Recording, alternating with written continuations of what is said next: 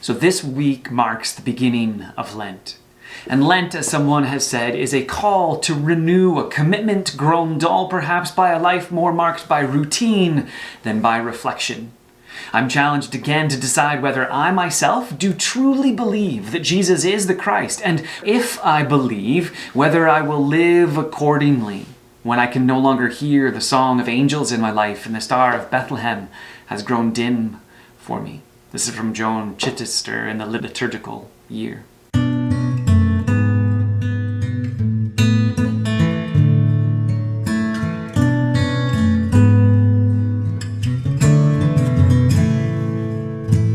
Now, Lent is a time of self-introspection, when we look in at our own lives, a time of repentance and renewal, when we recognize the things that we have not been doing well. It's a time to reorient our lives in following Jesus. In short, Lent is a time to focus on spiritual formation.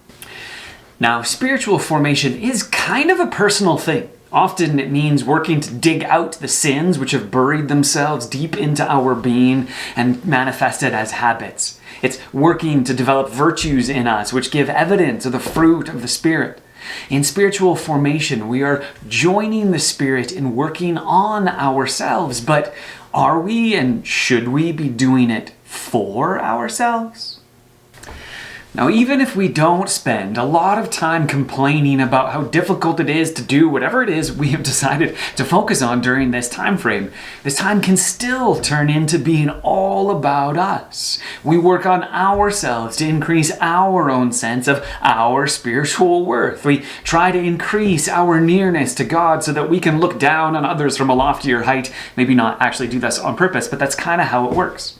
A friend posted something online quite a while back that really made me think. He said, a favorite and simple definition of spiritual formation comes from the heart of Robert Mulholland. He said, spiritual formation is the process of being conformed or shaped to the image of Christ for the sake of the world.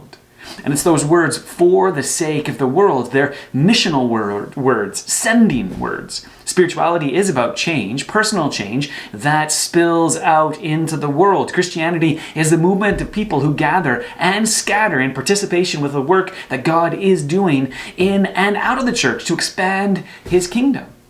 So what I'm concerned with here is building a life around this principle of living that includes a for the sake of others.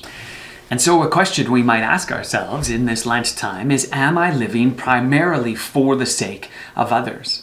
Most, if not all of us, do want to become better people. After all, I don't think anyone actually wants to become a worse person. We don't want to become more impatient or less kind, more grumpy or less faithful. We want to be a better person, a better spouse, a better parent, a better boss, or a better neighbor, maybe even a better child or a better employee.